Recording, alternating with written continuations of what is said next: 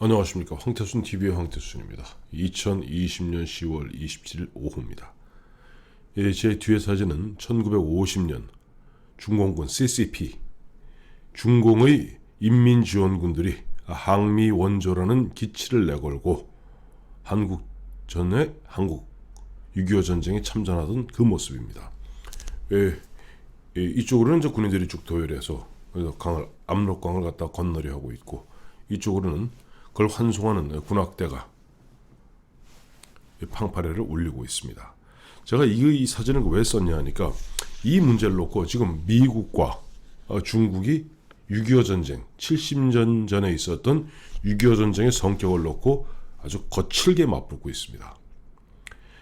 중공이죠. CCP, 중국 입장에서는 1950년 10월 19일 참전을 갖다가 시작해서 처음으로 보면 미군과 전투를 벌여서 승리한 날이 10월 25일입니다. 자기들로 봐서는 항미원조의 첫 전승 기념일이죠. 그래서 10월 25일을 갖다가 전승 기념일, 일단 참전 일로 갖다가 규정하고 있습니다.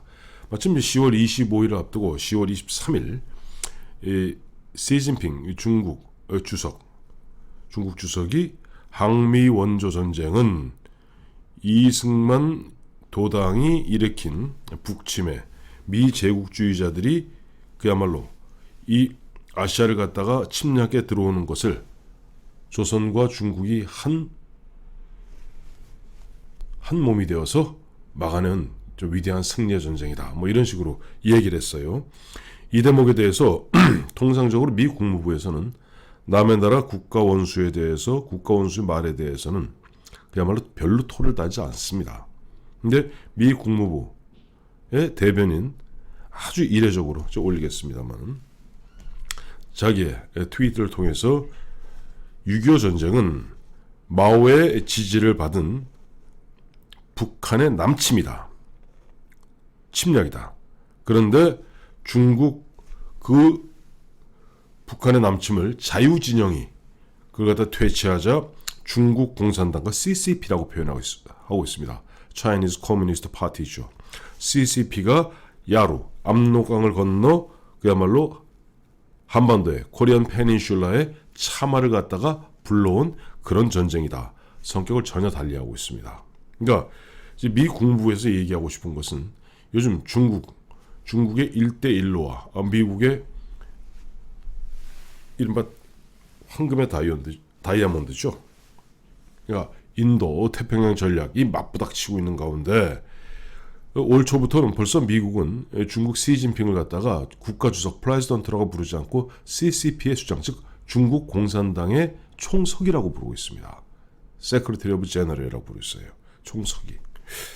자, 이 대목에서 굉장히 거칠게 맞붙고 있는 가운데 정말 입장이 묘해진 것은 대한민국의 문재인 정부인 것 같습니다. 기억하시겠습니다만 10월 7일이던가요? BTS, 세계적으로 우리 대한민국의 이름을 알리고 있는 BTS, 방탄소년단이 미국에서 밴플리트 재단에서, 코리안 소사이어티에서 수여하는 밴플리트 상을 받으면서 그런 얘기를 했죠.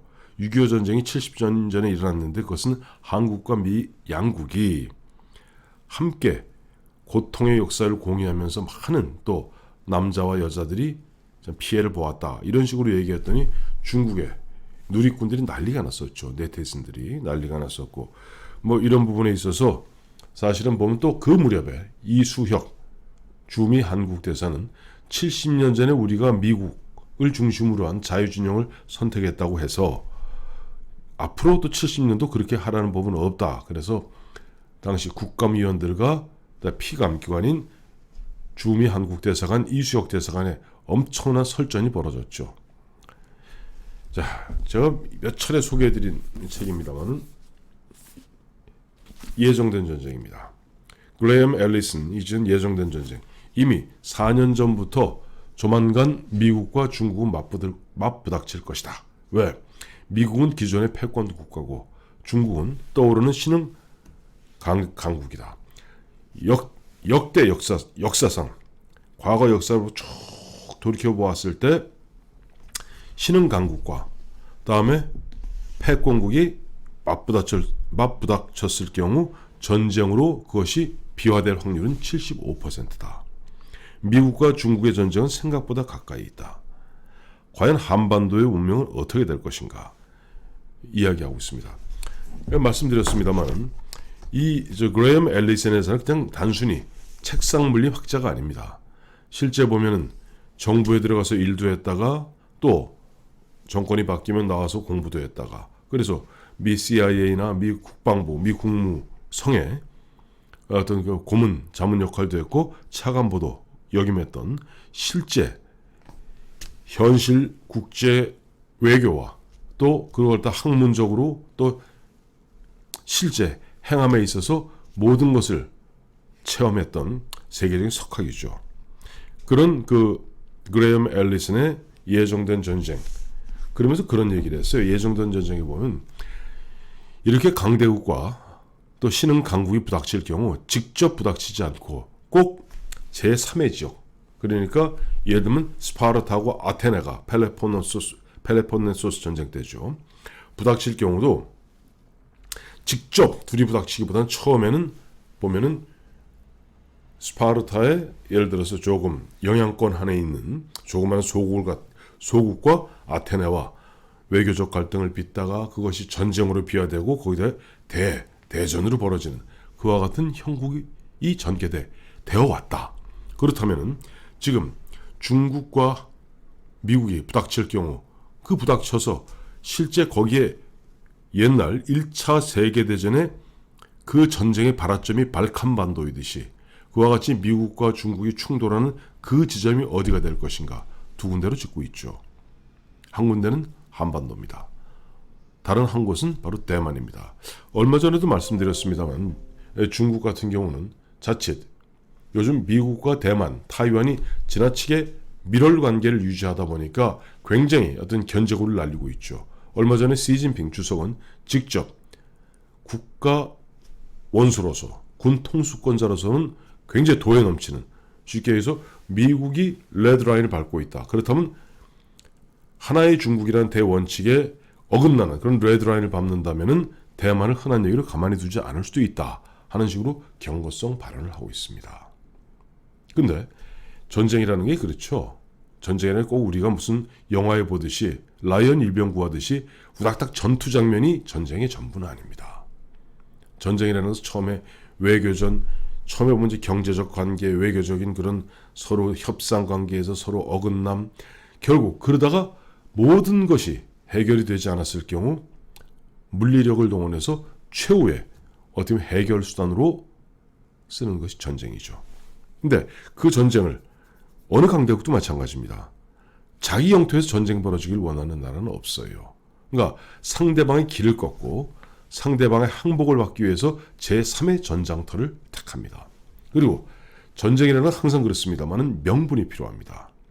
우리가 다짜고짜 지나가도 무슨 깡패도 아니고 지나가는 사람 뒤통수로 후려칠 수는 없지 않습니까? 마음에 안 든다고?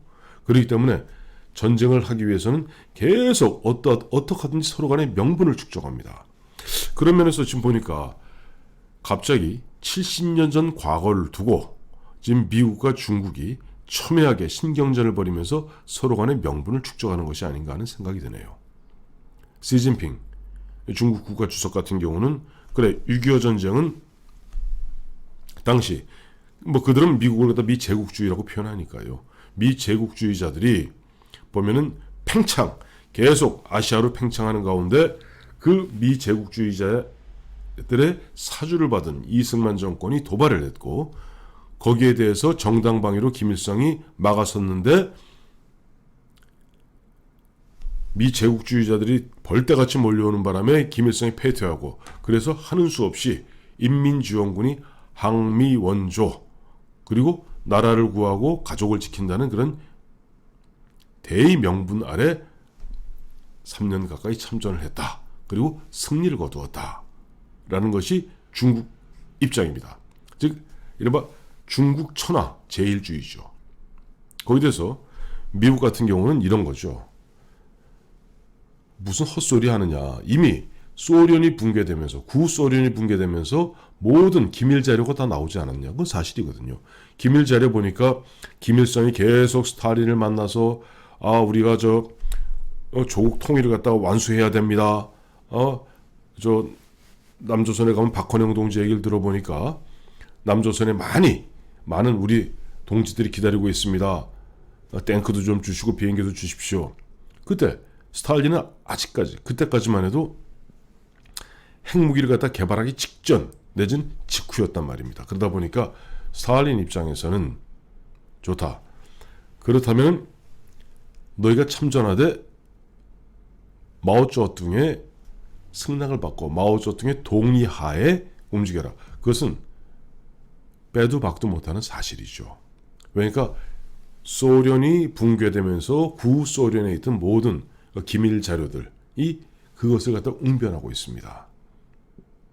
그래서 전격적으로 마오쩌둥의 지원 아래 들어왔고 또 마오쩌둥의 경고를 무시하고 너무 중심을 깊이 파고 들어왔던 김일성은 마오쩌둥은 주울레를 통해서 계속 인천을 갖다가 조심하라 시그널을 보냈는데 그걸 안 지켰거든요. 그러다 보니까 인천이 잘리게 되고 결국은 저기 압록강 초산까지 유엔군이 밀고 올라가게 되는 거죠. 그때 10월 19일 중국 공산당은 그 기록을 보면은 모든 사람이 다 반대했다고 합니다.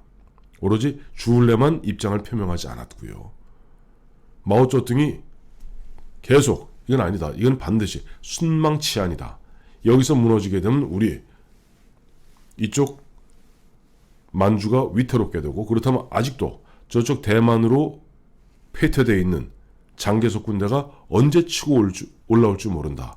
그러니까 불러서 불을 막는다는 그리고 그 김에 기존에 보면 가오강이라든가 그리고 여러 군벌들 아직까지 엄존하고 있었던 사실상 군벌들 그 군인들을 갖다가 대거 6.25 전쟁 통에 몰아넣음으로써 그야말로 지루한 전쟁이 전개되는 겁니다. 이와 같은 역사와 역사의 싸움이거든요. 역사와 역사의 싸움인데 이제 중국이 덩치가 커지다 보니까 이제는 미국하고 이제 거의 맞보고 있는 겁니다. 사실 2001년 미국 부시 정부에서 중국을 WTO에 가입시킬 때 많은 사람들이 걱정했습니다. 그러나 미국은 굉장히 만만하게 보았죠.